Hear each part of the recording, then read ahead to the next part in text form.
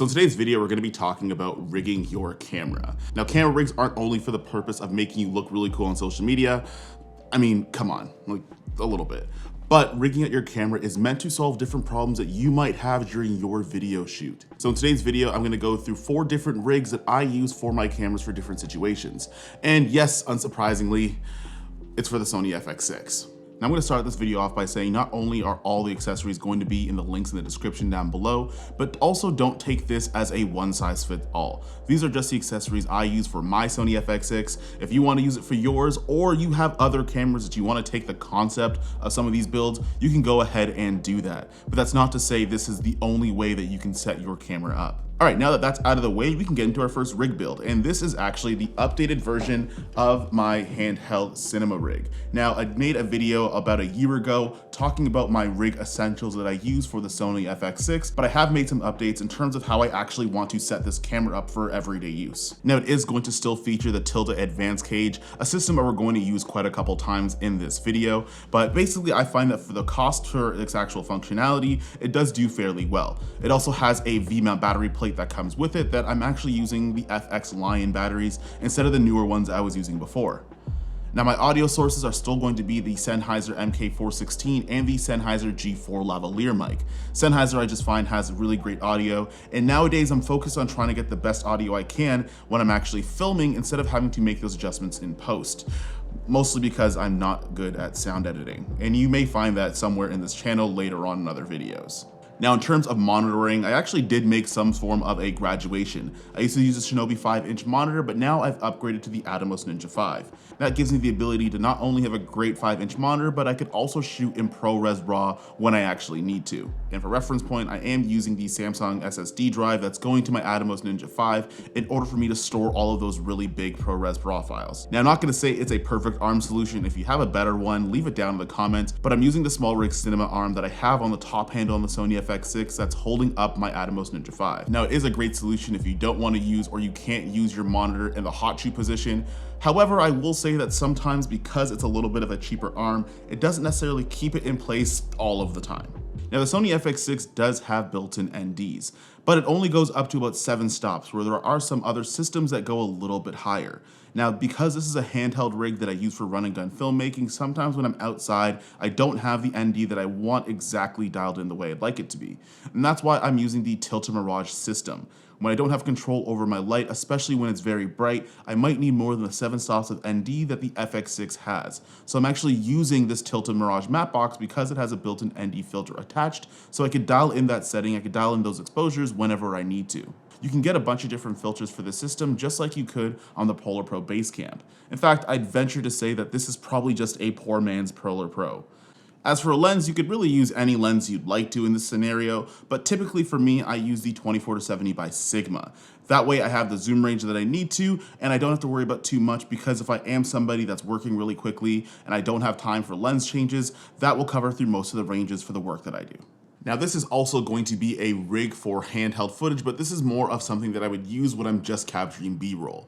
As you can see, I did remove the audio handle that you would normally see on the Sony FX6 off of the camera, and I'm actually using this Nitsy Stinger handle that's attached to the top plate of my camera that's actually turned backwards. And right now it's on a 70mm NATO rail, and that's how I've actually attached onto the handle. Now what I like about this top handle as opposed to the one that comes in stock is that there's multiple mounting points, so I could put things like my Atomos Shinobi that's also going on this rig, and if I want to use the monitor that comes with the Sony FX6 in order to still use touch autofocus. Now if I'm not using touch autofocus and I am using a manual lens, I actually will take off the LCD and I'll just use the Shinobi as my main monitor. Now the way that I'm powering this rig is the same as the other BRoll Rig, which is actually just using the battery plate that comes with the Tilde Advanced Cage. Now you might be wondering, if you remove the top handle from the Sony FX6, you probably aren't going to have any functioning audio. Now that is 75% of the truth, but what I did was I actually used a DJI lavalier system because the actual modules have internal recording, and I've attached that onto the top handle on this rig.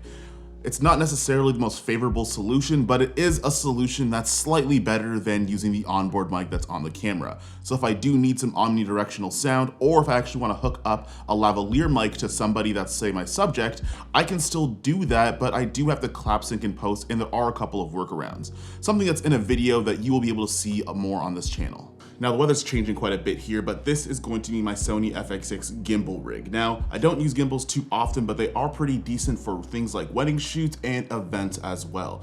Now, everybody I think should have a gimbal somewhere in their kit if they're gonna find themselves in any of those situations where you need smooth and stable shots. Now, this is actually on the DJI RS2, and yeah,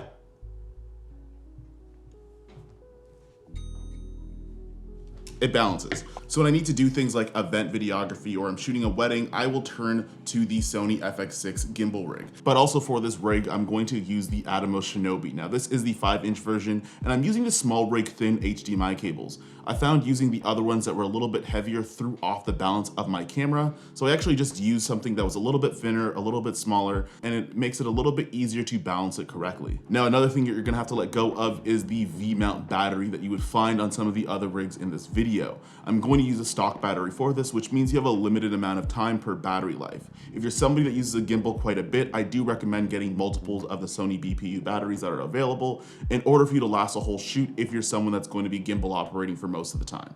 And last but not least, you want to use lightweight lenses on this rig. Now I haven't used a 24-70 too much, and I do have some issues with zooming out and making something too front heavy on this gimbal, so I do stick to my prime lenses in the 20mm and the 35mm lenses.